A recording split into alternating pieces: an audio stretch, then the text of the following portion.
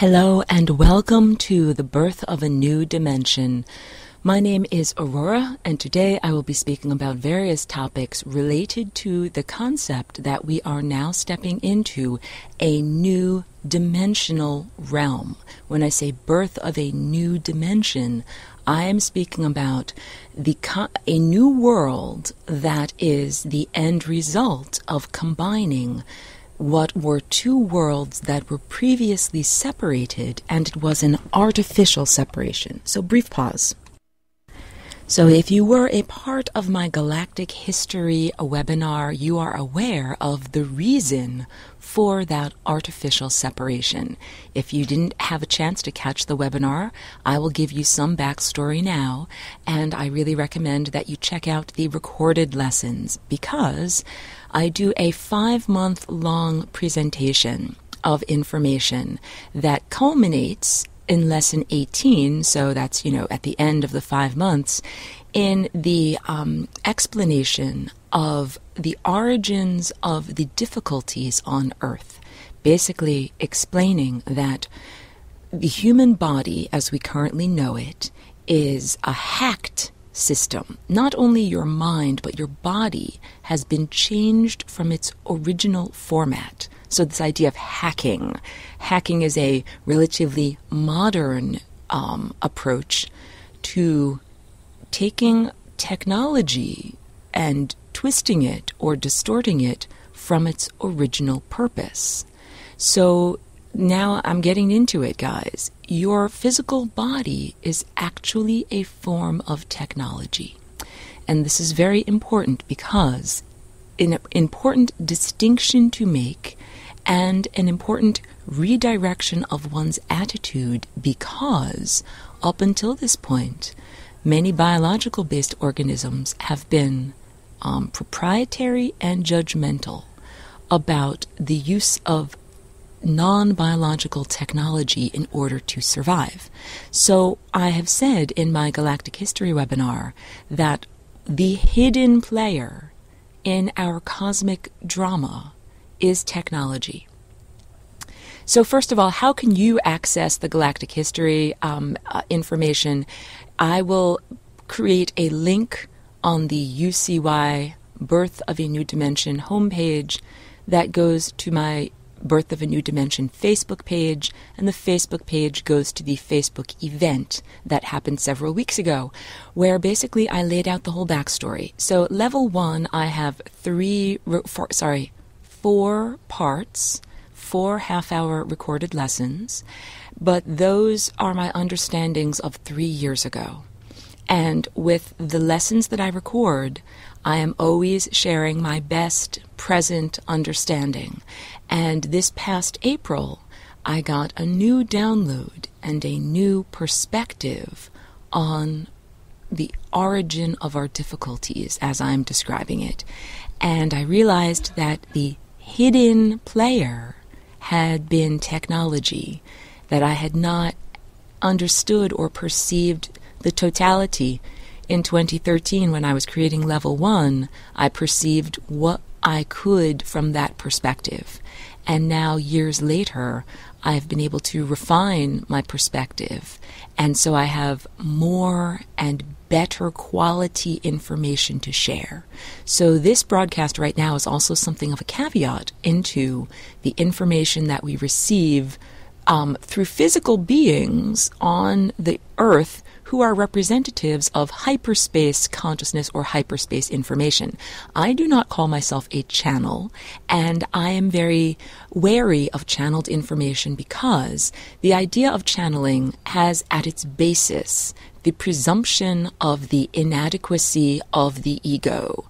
Like you, temporal ego, you are just a little piece of trash, just a placeholder that moves the body around and walks and talks and pays the bills until the higher self an ascended master, anybody, Jesus, Sananda, decides to come inside of you, and you as the lowly, trashy ego, it behooves you to step aside and allow the beautiful, radiant, ascended, higher self to speak through you. If you cannot tell from my tone of voice, or if you are reading this in a transcript, I am dripping with sarcasm. I do not feel that that is an appropriate approach at the foundation level. Brief pause. And I feel that it is inappropriate because it has as its basis the presumption that you as a temporal ego are inadequate and malformed, and that the only way to be connected to higher consciousness or hyperspace entities is for your ego to step aside, to just go on pause or go to sleep and allow another being to speak through your vocal cords. So first of all, I do not believe that that is a healthy setup, because each one of us has the potential to be an ascended master. Each one of us has a highest self. Or if you take time to look at my sketches of the graphic representation of the timelines of your life, the various possibilities that create your life, they are bundled together, and the central core timeline, and that's the infinity timeline, it's like the tent pole that holds up the entire tent. That is who you really are. And our iterations of our life here, not many lives, but within this one incarnation, are the attempts to focus our consciousness and align with that central core persona, because that is who you really are. That is who you were intended to be. That is who is supposed to act through you. It is your own higher self. It is you as an ascended master. It's like saying we are here circulating through the university of the universe, and then eventually we will graduate. And when you graduate from university, you do not end. Your consciousness and your journey does not end. You might go on to, quote unquote, become a teacher or become a grad student, or, go on to your career. So the idea is that when we have completed the iterations of this particular incarnation, the journey of consciousness does not end. It simply gets to the next level of refinement. Or if you liken it to the journey of an electron or a particle at the subatomic level, the electron gets to jump to the next energy shell, and there is no intervening integument. Just like in the world of the subatomic realm with the electrons, there are different levels of energy or levels of awareness, and there are not little staircases between levels. You're either at level 1 or quantum 1, or you're at level 2, that's the second quantum, and there is no level 1.5 or 1 3/4 or 1.999 repeating. So this is how it is with our consciousness and our journey. We are right now experiencing the third dimension of density. But you are not just a third-dimensional static object. You are also submerged within time. So you're a third-dimensional dense object sitting on a rocky planet, right? You're not on a gas giant. And you are submerged within the fourth dimension, which means you're moving through time. And if you are a person who is aware of the shifting nature of the tapestry of time, then you are aware of the next highest dimension, which is the fifth dimension. So, let's also talk about this. In New Age writings, channelings, etc., people are often very loosey-goosey with their language. I am more math-oriented. Although my math skills were obliterated in the psychic attack that caused me to walk into this body, I have developed a love and appreciation of math, and I do it as a graphic or visual approach, not necessarily a linear numeric approach. And the beauty of math is that we define terms and then we set those terms in motion. So I'm busy defining terms here before I even go any further. So I've done this on previous recordings and even done a whole recorded, visual lesson about it because it's so visual. But this is the idea of the language that we use to describe the higher dimensional realms. So we are familiar with the spatial dimensions, 0 through 3.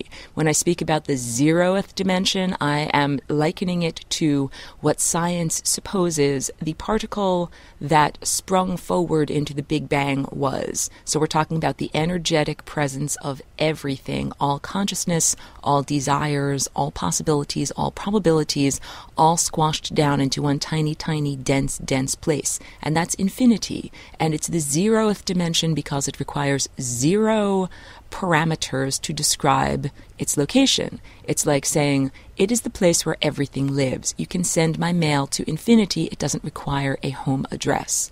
The big leap in consciousness is when consciousness decides that there is any place else other than the 0th dimension. That is the initial little ant moment, I call it, because it's like a little ant deciding that you can just jump off the surface of a piece of paper.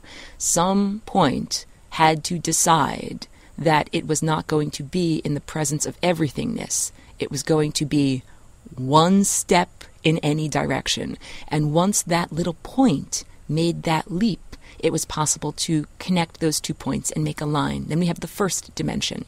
So a line is one-dimensional because it requires one piece of information to describe where a point is on that line. If you lined up many lines next to each other, like your fingers if you're a humanoid, or many pencils lined up next to each other on a flat table, you get a plane. This is a 2-dimensional object. 2 pieces of information are required to describe the location of a point on a plane, X and Y. And if we stack up many planes, like envisioning cards in a deck of cards, stack up many cards and then you get a cube. So then it requires 3 pieces of information to describe where a point is in a cube. You and I are very familiar with cubes. We live inside of cubes. I'm outside on a beautiful sunny day right now, but much of the time I spend inside of the 3rd-dimensional box that is known as my home. However, the box that I woke up in this morning is not the same box that I am occupying at this moment. The box of 647 is in the past. And we are now occupying the box of, 247. And then in another moment, we'll be occupying the box of 248. And you can envision these boxes are moments. They are moments separated by the Planck length, the shortest length possible to measure at the atomic or subatomic level. And this is our timeline, the many boxes that stretch backwards to your birth and the many boxes that branch forward into your future. This is your timeline. That's the 4th dimension, okay?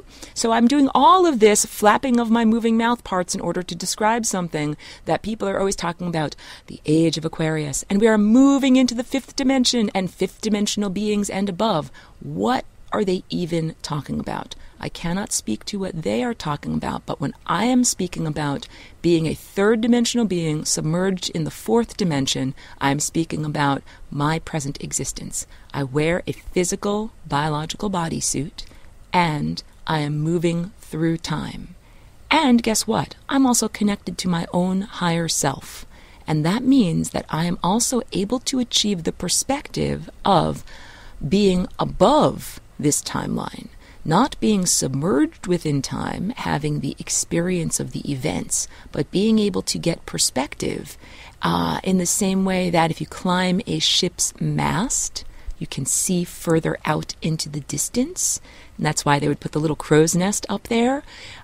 When you step out of time, when you make that little ant leap, you leap off of the surface of time, then you are able to achieve the exalted perspective. And what that looks like or feels like to the experiencer is understanding that the future is a sea of uncollapsed waveforms. It is a sea of possibilities and probabilities that we navigate with our minds and with our consciousness. And that navigation, the steering wheel for that navigation, has been hijacked. This is why I do this radio program. This is why I share my artwork. This is why I'm presently on Earth in the third dimension in a physical bio-body suit so that I can share this information and rectify the situation, because it is an aberrant situation, something that is not supposed to be in existence, but in actuality is in existence, because you are supposed to be able to be in your physical body but connected to your higher self and unperturbed by interlopers. You're not supposed to have constant interjections by external entities or external thought creatures controlling the trajectory of your mind and your consciousness and how your ship is navigating the oceans of consciousness. That is why I say you have a hacked operating system. So not only your mind is not functioning in the way that it was originally intended to, but also your body is not functioning in the way that it was originally intended to. Your body was not designed to almost immediately begin losing vitality upon birth, develop diseases, decrepitude, cellular aging, and then die in a mere 100 years. 100 years if one is lucky. I mean, lifespan in the current Western industrialized realm, if people live to 75 years, they feel that is a good age. They look back on previous eras and they say, we are lucky to live past age 25. 25 would have been an old man, in the Neolithic times. And I'm laughing because the idea that 100 years is a long amount of time is not truthful. And the perspective that comes from that is a diminished perspective. So let's clear this up with clarity now. A fifth dimensional being is any being that is not only able to perceive the future, but also able to perceive the many possibilities of the future.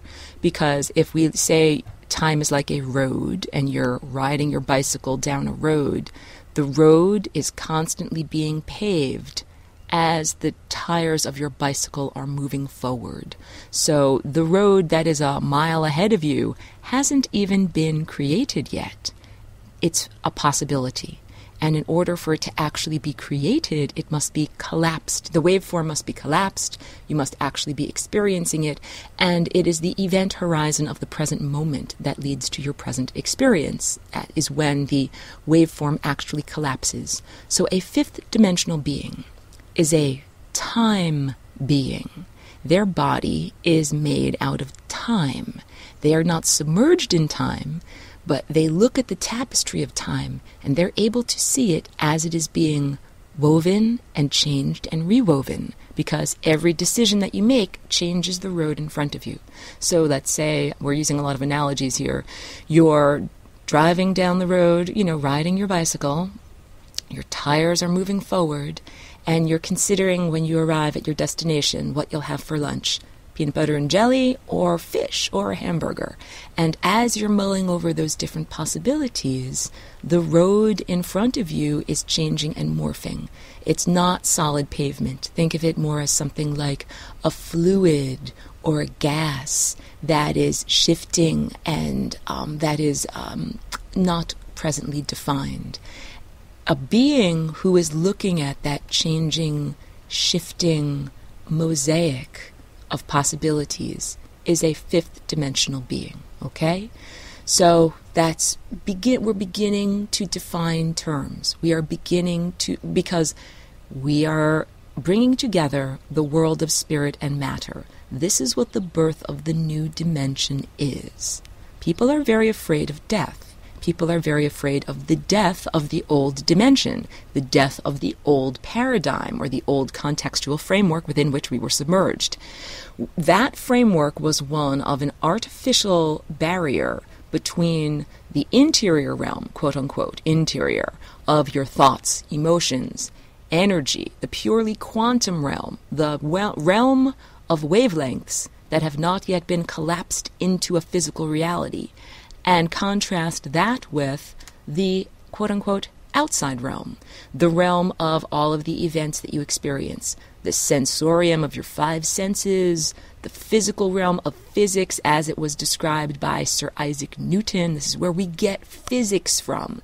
Newton came as a reaction against a world that was based in superstition, a realm of the Inquisition, where someone could accuse you of the most outlandish things that, and use spiritual evidence to convict you in a court, and you would be horribly tortured and killed. Newton was a step up from that, saying, if I can't perceive it with my five senses, I do not count it as evident.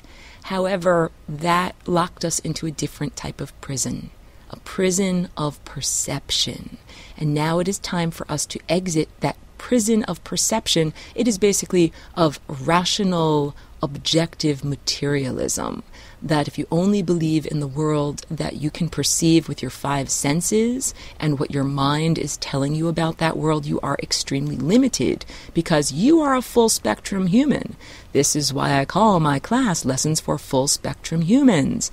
You are not just a physical container with some emotions and then a thin smear of cerebral cortex on top giving you the hacked operating system known as the human mind. You are also moving up from those layers of being. Unconditional love, which is the level of the heart. Truth, which is abstract communication, which is at the level of the throat. And insight, which is understanding beyond language.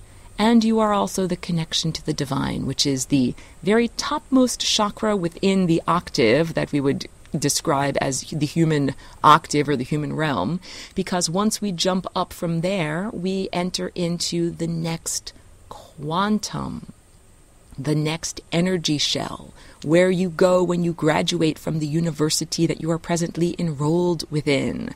You get to God, white light, the presence of all of the colors of the rainbow combined together.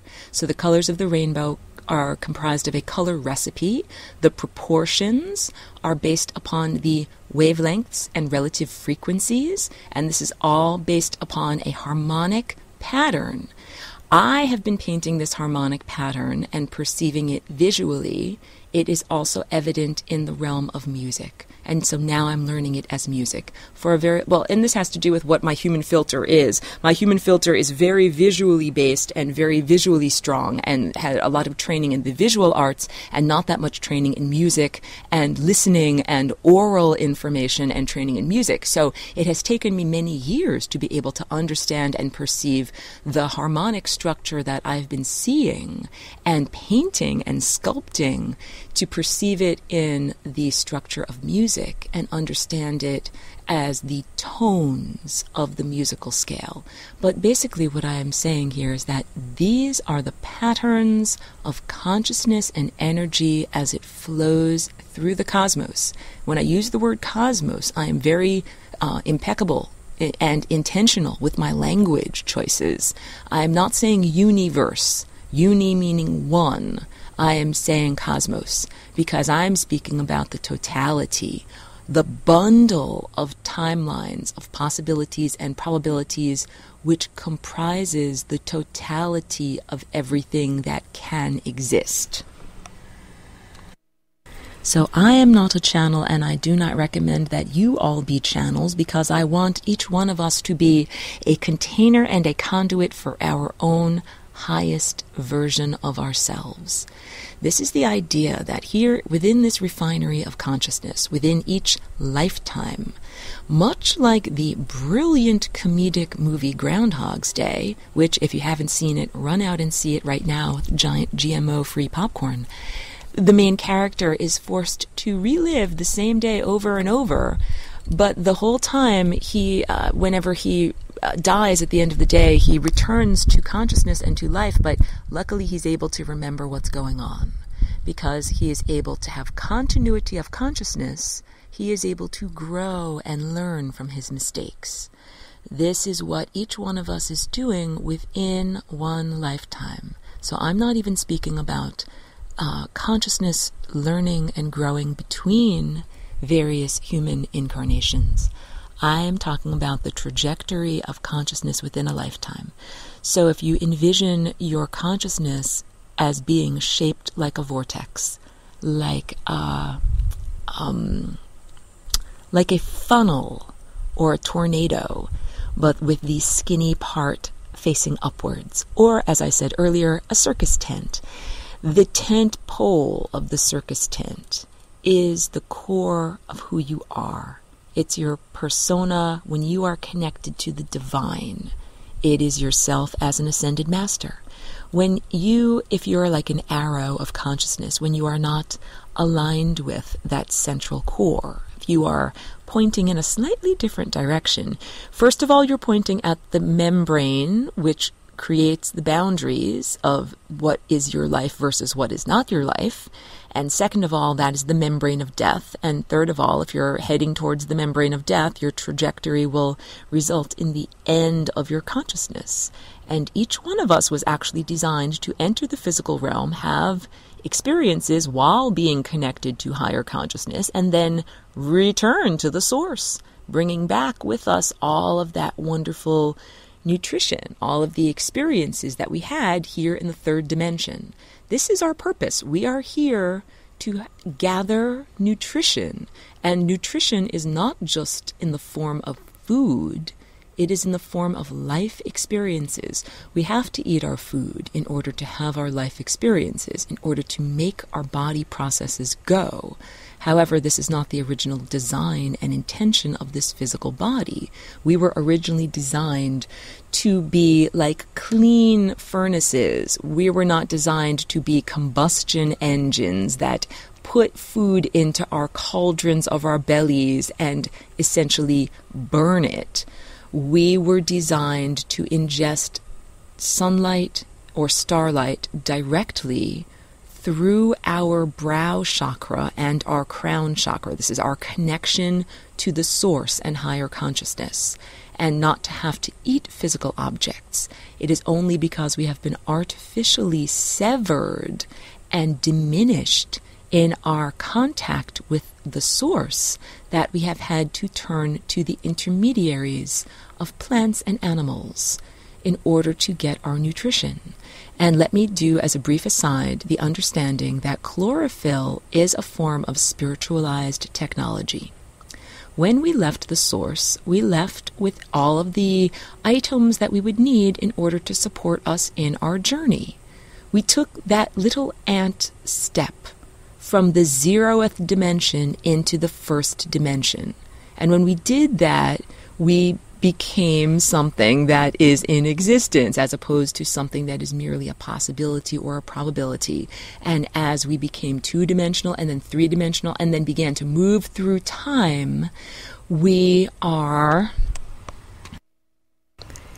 having the experiences that are our nourishment.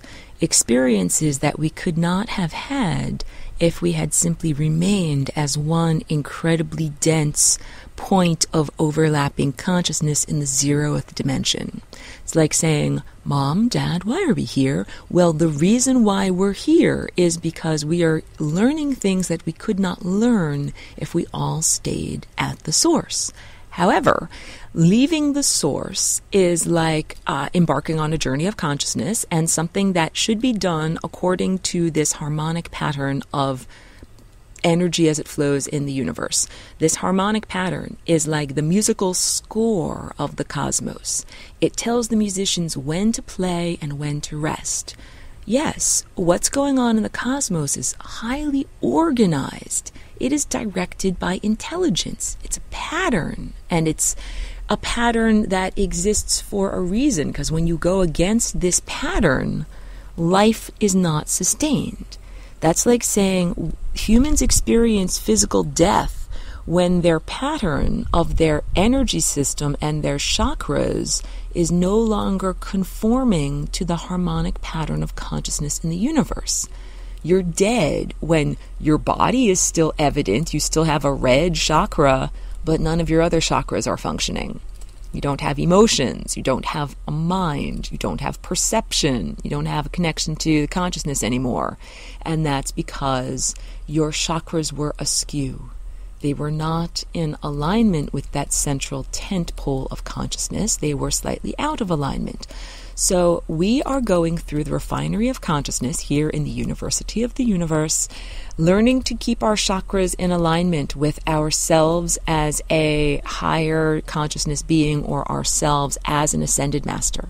This is why I do not feel it is appropriate for a humble ego to have to step aside and allow someone else's version of their highest self to speak through you. That seems a little bit wrong. It seems a little bit untoward. Kind of like, why are you stepping backwards if you've already graduated university? Why are you returning on homecoming day? And why are you doing my homework as a university student? It doesn't seem correct.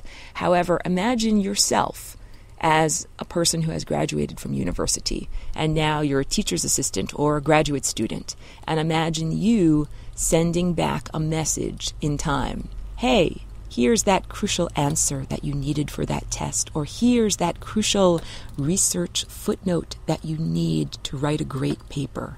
That is appropriate. That is the level of communication and support that we should and shall all be receiving from ourselves, our highest version of ourselves as ascended masters in the future. So let's talk about ascension. We are experiencing a planetary ascension. Ascension in the past, let's say in the past 10 or 12,000 years, has been something that has been assayed as an individual. It's like saying you're not a team working as a team. You're an individual running a marathon, and then you complete your marathon, and then you are in the next highest level of consciousness. However, in the past, in the antediluvian world, before the fall of consciousness, first of all, everybody ascended. There was no death. There was no decomposition. You didn't come to Earth and die and have a rotting corpse and have everybody mourn you at your funeral. You came to Earth, lived in an uncorrupted state, did not have to eat physical food, ingested nothing but pure sunlight, never experienced fatigue or disease. And when you were done with your life lessons, you voluntarily relinquished your physical body in the physical realm, and your physical body either transcended physicality, like became non-physical instantaneously, or transformed in the way that the stories of the rainbow bodies of the masters of the Far East transformed into an uncorrupted state, like a stone or a mummy or a relic that does not rot. Okay, so either people poof transformed into pure light and left nothing behind, or poof, their consciousness ascended and they left behind nothing but an uncorruptible trinket that you could use to remember them by. However, everybody went, and it was a team sport. Ascension was and is again a team sport. That means that during the process of ascension, many other beings, both corporeal and non-corporeal, gathered around that being in their transitionary journey and helped them, prayed for them, gave them emotional and energetic support and guidance. And this practice was kept alive, but in a secret practice after the fall of consciousness, in the Egyptian Book of the Dead, which is actually a mistranslation. It should be called the Egyptian Book of Coming Forth into Day, and also in Padmasambhava's Tibetan Book of the Dead, the Bardo Todal.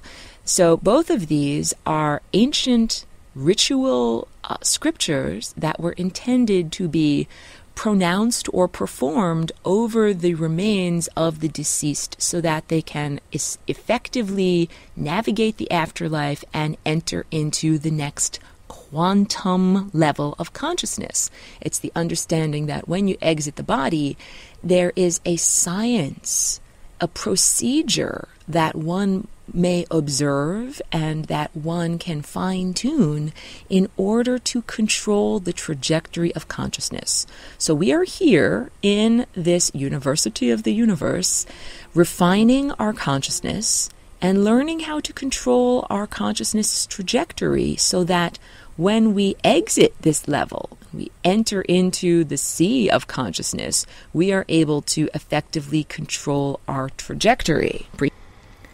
because the purpose of our entry into this realm, as I've stated, we are here to derive nourishment, to have life experiences that we could not have had if we didn't become corporeal beings.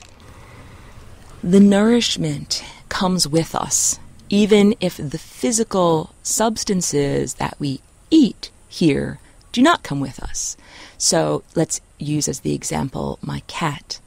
I love my cat. I hug my cat every day. I have many wonderful memories recorded in my memory banks of the feeling of her soft fur and her soft belly and what it's like to hug and kiss her. However, when I move my consciousness to the next level, when I transcend this physical reality, I will not bring actual particles of fur with me. I will not bring the actual physical substance of cat with me. I will, however, bring with me the experience and the non-physical nourishment of what it was like to love her and pet her and have a relationship with her. So I'm using that as an example instead of food, because people often think like I am eating and then I'm going to physically take this food energy with me. No, you will not physically take your hamburgers with you when you transcend this reality. However, you will take the sensory experience of eating a hamburger with you. And that is an important distinction to make, because you need to focus on your senses when you are eating in the physical reality. Don't eat in a distracted manner, because then your memories will be low-quality recordings. If you want an HD recording of a hamburger, you have to really focus on your taste buds. Really taste it, really feel what it feels like. And in this time and place, in industrialized Western, the United States, most people eat in a distracted way. Most people eat in front of the TV, or sometimes driving in their car, or in front of the computer. And I'm telling you that when you no longer have a physical tongue and taste buds, you'll regret it. Regret not focusing more on the actual taste of the ice cream, or the actual taste of the popcorn or chips or whatever it is. So, yeah, future food is direct mental transference. So let's talk a little bit about the Flying Rainbow Lasagna and Birth of a New Dimension. The Flying Rainbow Lasagna is a type of hyperdimensional torus. What happens when we take a torus, which is a donut shape, which people in the present, let's say, scientific community are only beginning to understand and value the shape of the torus. So first of all, this is a change because a lot of geometry and study of polygons has been focused on straight lines, not on curves, circles, and spheres. And so it's only now that people are getting to be sophisticated enough to recognize that the torus is one of the basic building blocks of your energy body. So Newton described the physical world of your physical senses. However, there's the non-physical world, and the non-physical world is perceived with your non-physical eye. That's your third eye. It is your brow chakra. So not everybody in this time and place has a functional third eye. I was kind of shocked and taken aback to recognize this fact, because I do have a functional third eye.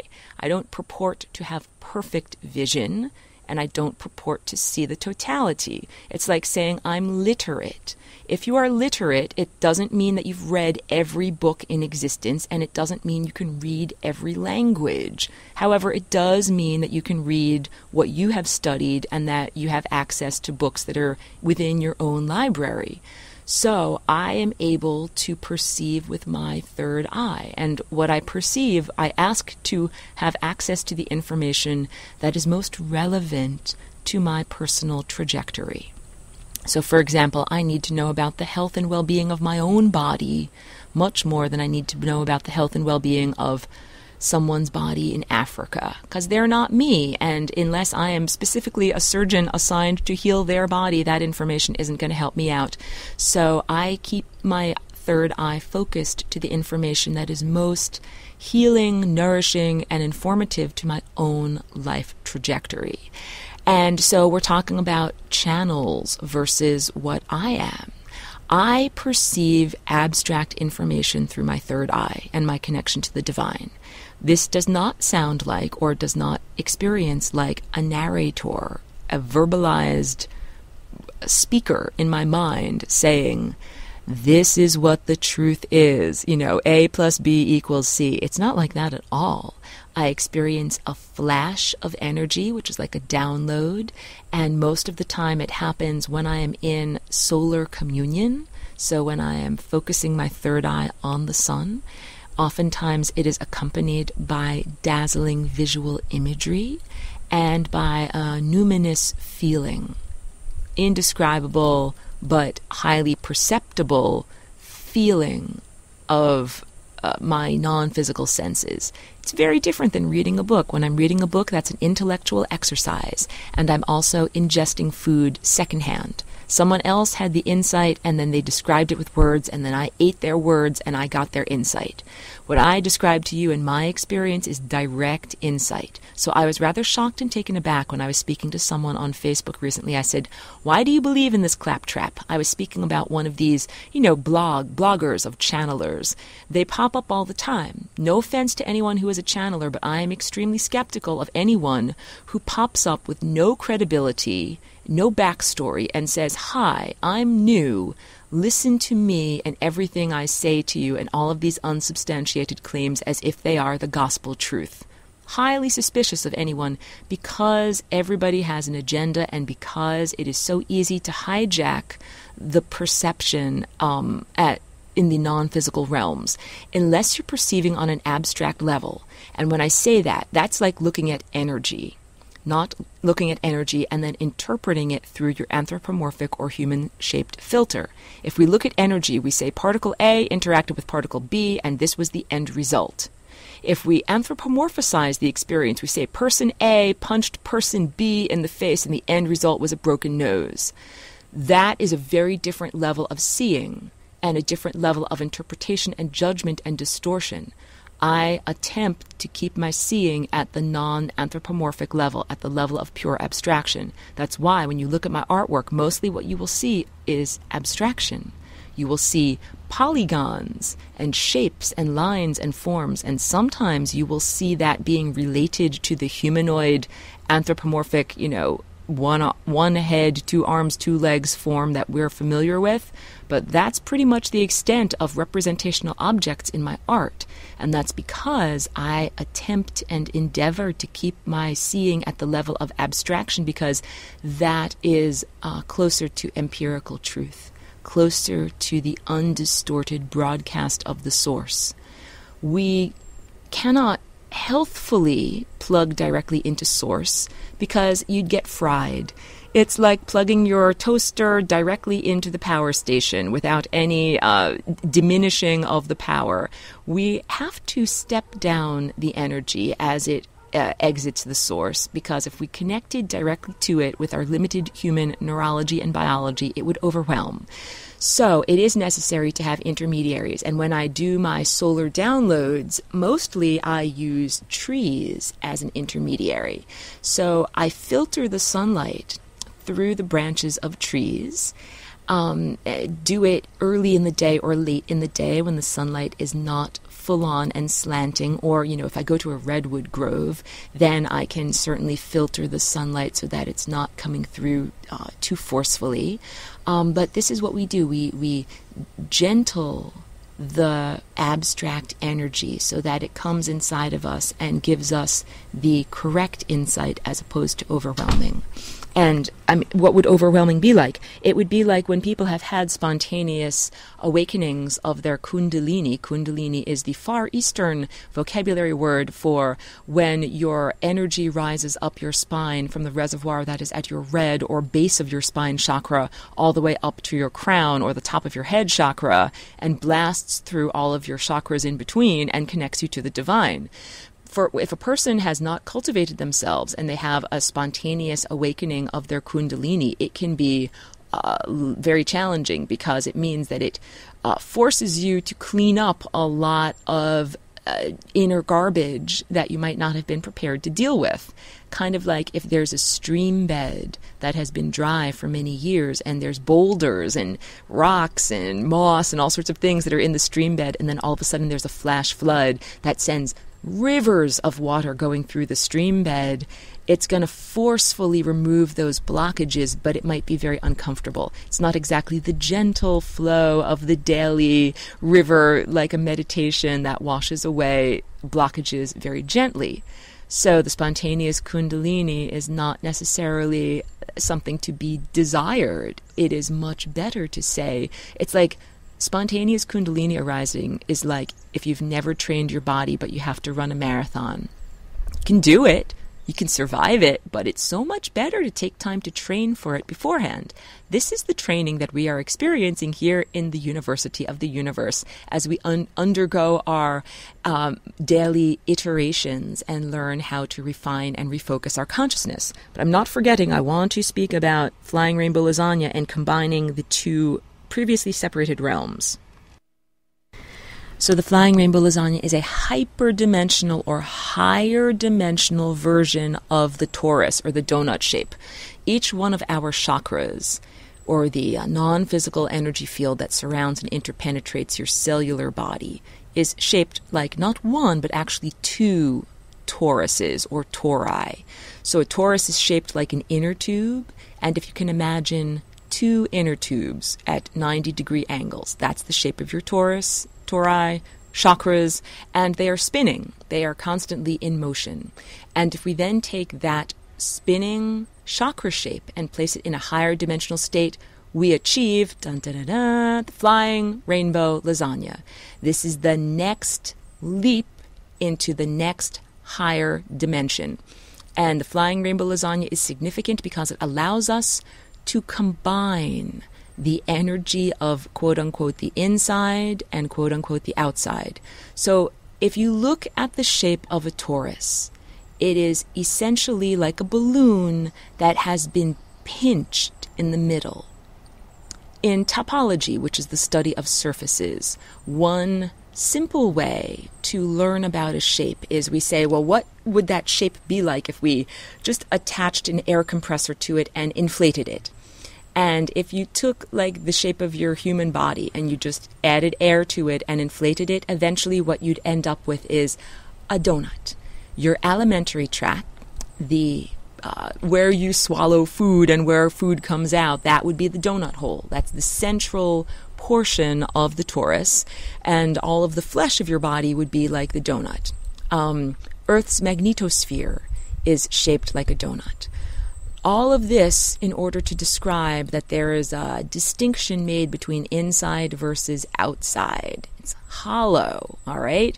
So this is also to liken it to the ever-expanding time horizon that science describes as part of the result of the Big Bang. Science says we started out as this incredibly dense, compact thimbleful of material and energy and spontaneously have been expanding. And as we've been expanding, we experience the present moment of the now, and everything that is behind us in the past is in the interior of the expanding time bubble.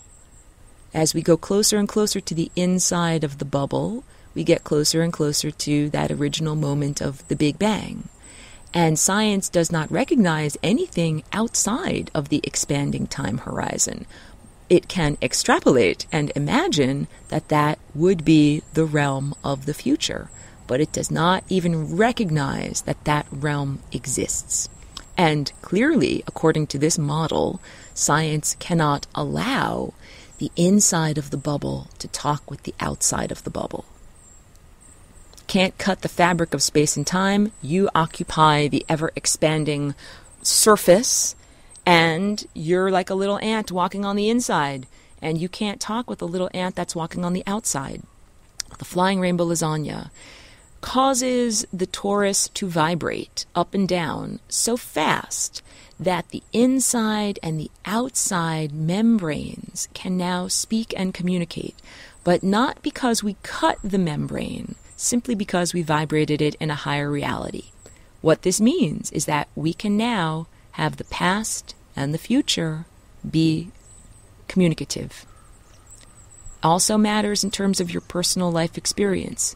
In infancy and early childhood, most of us, except for walk-ins like me, spend a great deal of time developing the human boundary called the ego, the difference between inside versus outside. Your perception and your five senses tells you, this is my hand, but this wall is not my hand. If I hit the wall with a hammer, I don't feel pain. If I hit my hand with a hammer, I do feel pain. These are essential tools for navigating the physical reality. We have also used those tools to develop a sense of self. I am this bubble. I am named me. Everything that's inside of this bubble is me, and everything that's outside of this bubble is quote-unquote not me. The flying rainbow lasagna allows you to extend your dream, which was previously an internal experience, into reality, which was previously an external experience, by seamlessly integrating the inner and the outer.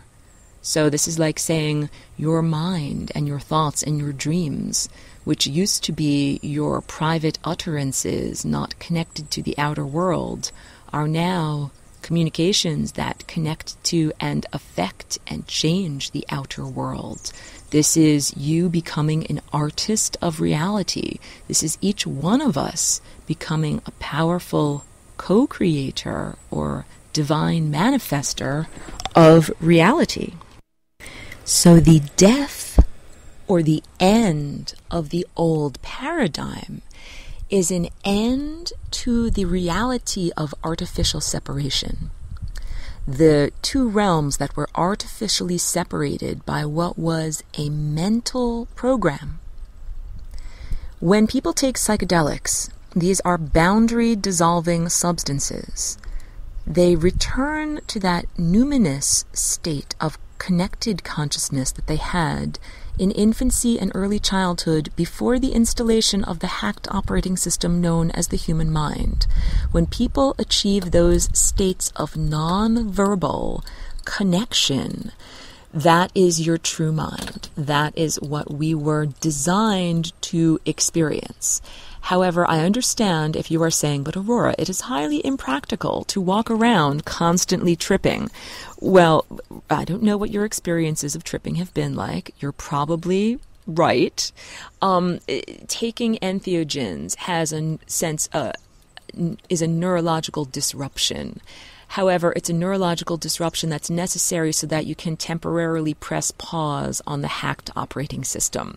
Transcendental meditation gives us the muscles or the pause button or the off button for our conscious verbalized mind, and is a much more functional approach to being able to achieve day-to-day control over your waking consciousness. We are all supposed to be masters of our minds.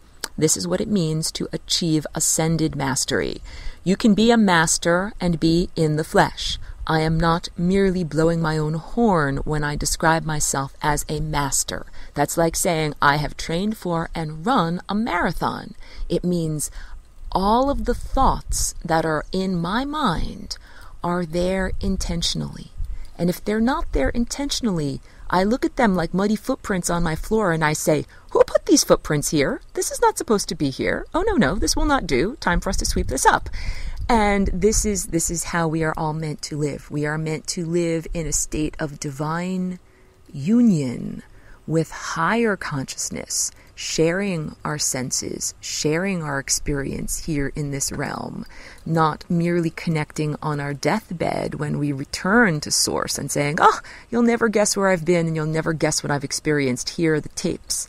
Wow, so much more powerful to be in contact with the sun and with higher consciousness in real time. This is what I am doing right now during this broadcast. I'm connecting to the sun and solar consciousness in real time, and I'm experiencing the improvements in my own consciousness that result in that, and I am sharing those ideas or those improvements. Those improvements are literally a redirection of my chakras to be in alignment with that core personality of who I really am. I am happy to report to you that It is myself as an ascended master when I have completed my journey. And so you can be a master while being in the flesh, and then when you are no longer submerged within the third dimension and wearing a bio-bodysuit, that is when you have graduated. That is ascension. People are afraid of planetary ascension because they equate it with death. This is not the same as death. Death is the aberration. Death is the circumstances that exists but are not supposed to be in existence. That is why I say aberrant. It is aberrant behavior. Ascension is what is assured. And Earth is going through a planetary ascension. When Earth ascends, we as occupants and collaborators shall also ascend with her. So all of this has to do with technology, because technology is what certain beings used in order to leave the source but not on a bridge of love. And those beings came to Earth about 10 or 12,000 years ago and diminished the genetic expression here so that you were no longer able to be in direct connection to the source all the time. The Flying Rainbow Lasagna is the patch code for your hacked operating system so that you can now get around those internal blockades that prevented you from connecting to solar consciousness or higher consciousness or yourself as an ascended master in the future all the time. You are designed and destined to be connected to yourself as God all the time. You're not meant to be down here as, quote-unquote, a lowly human ego, bumping into things and wondering where you're supposed to go and what you're supposed to do. You're supposed to have divine inner guidance, and you're also supposed to be a collaborator, not merely a good soldier who takes orders from above. Yes, sir, yes, ma'am, I will do exactly what you want me to do, like some kind of automaton. You're supposed to be a collaborator because, boy, your perspective as being the first-person experiencer here on the Earth plane, that's a valuable perspective. It's different than, it's like saying the conductor of the orchestra stands in front of you and says, play your notes, now it is time to play. But you're the person holding the violin. You feel the actual strings vibrating underneath your fingers. You feel the music, and you are expressing that music with other musicians here. So your input and your expression is as valid as the composer, the great writer of this narrative, and your contribution to the musical score is as valid as the conductor who tells you when to play. So each one of us, it is our jobs to connect with higher consciousness and be able to tell what is our part of the musical score. How do we play our music harmoniously? How do we fill it with passion? Because if you play music, you know it's not just about plucking a string or hitting a note. It's about the feelings you put into that. It's a big topic. We will continue because this is such a big topic in the future, but we are talking about combining the world of matter and the world of spirit or consciousness through the Flying Rainbow Lasagna. Please join me again as we continue to give birth to this new dimension.